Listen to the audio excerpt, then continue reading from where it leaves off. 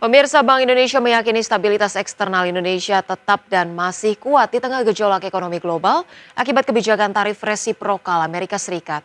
BI menyebut ada 3 hal yang membuat stabilitas eksternal Indonesia cukup baik, yakni defisit transaksi berjalan yang rendah, transaksi modal dan keuangan yang tergolong baik, dan cadangan devisa yang melimpah.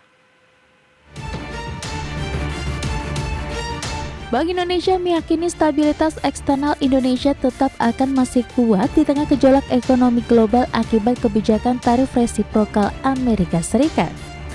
Hal tersebut diakui sebagai hal positif lantaran kondisi ekonomi dunia tengah berada di dalam ketidakpastian.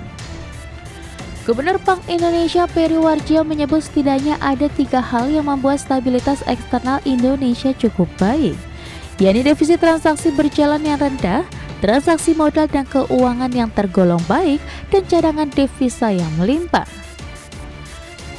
Bank Indonesia memperkirakan posisi hingga akhir tahun defisit transaksi berjalan akan berada di rentang kisaran 0,5 hingga 1,3% terhadap produk domestik bruto.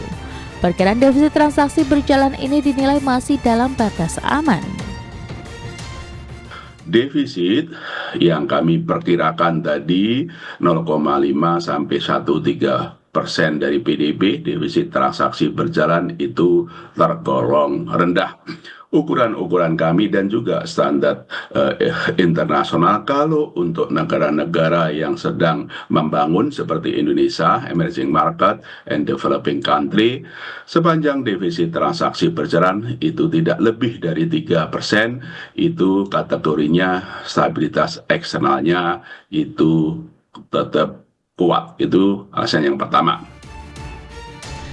BI juga meyakini akan terjadi aliran modal masuk dan penanaman modal asing ke Indonesia, termasuk dampak positif dari kebijakan devisa hasil ekspor pada komoditas sumber daya alam. Sementara itu hingga akhir Maret 2025 BI mencatat posisi cadangan devisa Indonesia masih lebih dari cukup, yakni 157,1 miliar dolar Amerika. Nilai tersebut setara dengan pembiayaan 6,7 bulan impor atau 6,5 bulan impor plus pembayaran utang luar negeri pemerintah. Dari Jakarta, Tim Liputan IDX Channel.